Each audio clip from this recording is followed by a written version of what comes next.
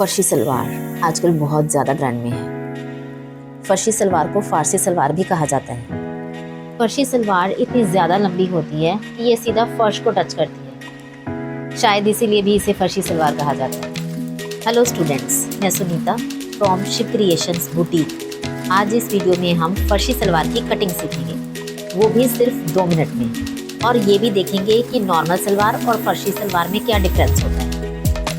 तो चलिए स्टार्ट करते हैं फर्शी सलवार की ड्राफ्टिंग एंड कटिंग। पर सबसे पहले आप इस चैनल को सब्सक्राइब करना ना भूलें ताकि आने वाली वीडियोस की नोटिफिकेशन आपको मिलती रहे। नॉर्मल सलवार के जैसे ये सलवार भी 2.5 मीटर कपड़े में बनती है। सबसे पहले कपड़े को हम लेंथ वाइज डबल कर लेंगे, देन डबल कपड़े को विड्थ वाइज फोल्ड करेंगे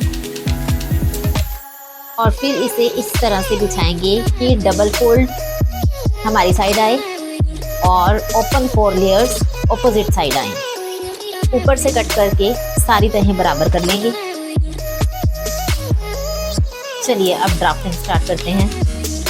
अब सलवार की लेंथ लेंगे। नॉर्मल सलवार अगर 37 इंच है तो फर्शी सलवार 38.5 इंच तैयार होगी।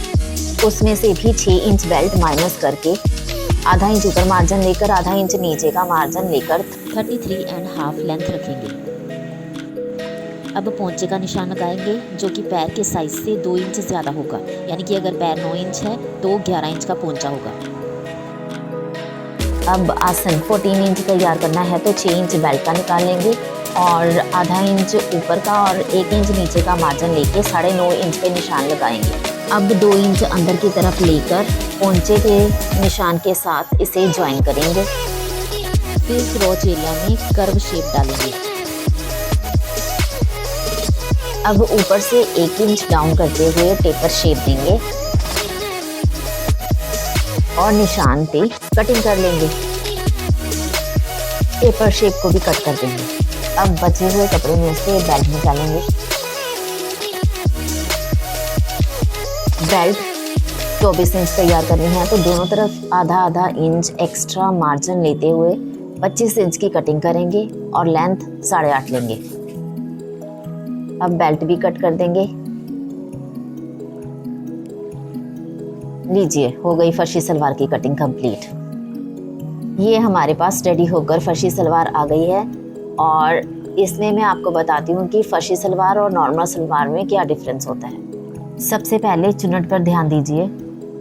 सलवार की पोंचे वाली क्रीज को मेन मानते हुए हम इस तरह से सेट करेंगे कि ये जब सलवार पहने तो ये घूमे नहीं। इसके लिए ज़रूरी है कि क्रीज वाली चुन्नट टोटल चुन्नट के बिल्कुल सेंटर में आए। मीन्स आसन से 1.5 इंच छोड़कर 4 इंच के डिस्टेंस पे क्रीज वाली चुन्नट आनी चाहिए। इससे सलवार के पोंचे बिल्कुल नहीं घूमेंगे और सलवार बिल्कुल सीधी रहेगी।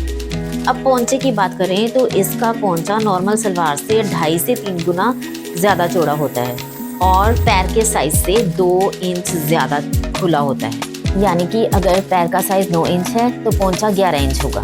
इस सलवार के पोंचे में बुकरम पेस्टिंग यूज़ की जाती है और इसे किसी भी हद तक डिज़ाइनर बनाया जा सकता है। फर्शी सलवार शॉर्ट शर्ट के साथ या लॉन्ग शर्ट के साथ, ए लाइन घेरा हो, कलीदार हो या अम्ब्रेला हो, किसी के साथ भी पेयर किया जा सकता है।